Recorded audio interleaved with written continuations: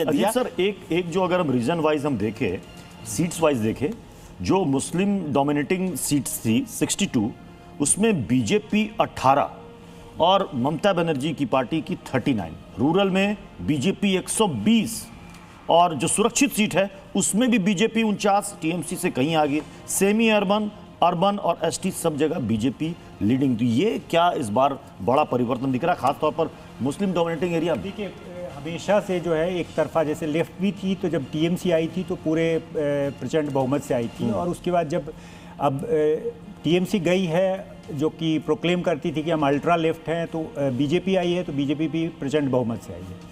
तो एक फैक्टर कोई डिटरमाइन नहीं करता है इलेक्शंस को, कई फैक्टर्स होते हैं जो डिटरमाइन करते हैं इलेक्शंस को।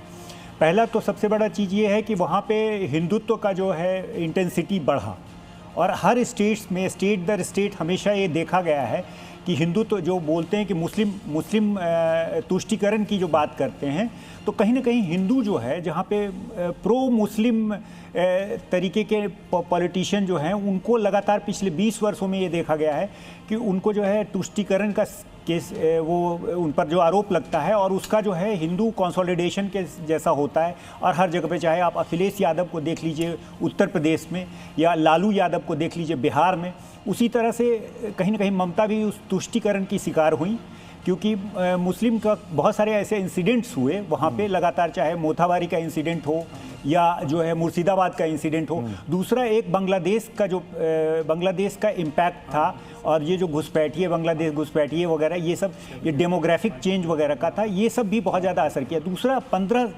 तीसरा जो है 15 साल तक लगातार जो है एंटी इनकम्बेंसी क्रिएट हो गया था। जो 2021 में एंटी इनकम्बेंसी था, लेकिन उसको प्रशांत किशोर ने एक नैरेटिव गढ़ के और कुछ बूथ मैनेजमेंट और माइक्रो मैनेजमेंट करके बैकफायर कर दिया था। लेकिन इस बार जो है ममता बनर्जी उसमें कामयाब नहीं रही, क्योंकि जो आईपैक कार्य कर रहा था वो नहीं कर पाया। दूसरा है कि ममता बनर्जी ने जो कोर्स करेक्शन किए, जो भारतीय जनता पार्टी ने जितने कोर्स करेक्शन किए, उसका भारतीय जनता पार्टी को फ़ायदा मिला, लेकिन जो कोर्स करेक्शन ममता ने की, उसका फायदा बहुत ज़्यादा ममता को नहीं मिला। ठीक है, मेरे साथ रंजीत मिश्रा जी कांग्रेस के प्रवक्ता हैं, वो भी बने हुए हैं।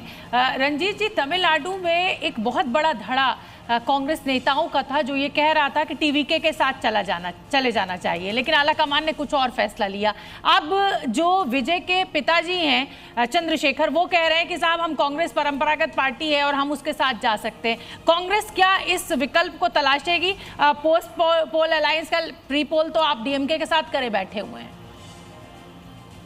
देखिए, इस प्रस्ताव पर मेरा भी ध्यान गया है मीडिया के थ्रू ही, और चूंकि इसमें कोई कार्यकर्ता या कोई प्रवक्ता निर्णय नहीं करेंगे, ये तो शीर्ष नेतृत्व को निर्णय करना है, तो मुझे लगता है कि उनके प्रस्ताव पर पार्टी विचार करती है या नहीं करती है, या क्या रूप होता है, ये शीर्ष नेतृत्व को तय करना है। हाँ, विजय की क्रेडेंशियल सेक्युलर रही है, तो इसीलिए ये सही बात है कि वो थोड़ा कंफर्टेबल फील करेंगे अगर भारतीय राष्ट्रीय कांग्रेस के साथ उनका कोई तालमेल बनता है। तो अभी प्रस्ताव आया है, देखिए हमारे शीर्ष नेतृत्व तो बैठेंगे और विचार करेंगे कि इस पे क्या करना चाहिए। जी, बंगाल पर कब आप लोग बैठेंगे मंथन करने के लिए?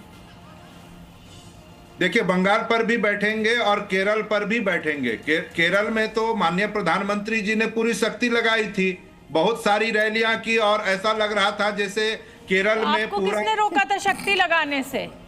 आप भी जन आंदोलन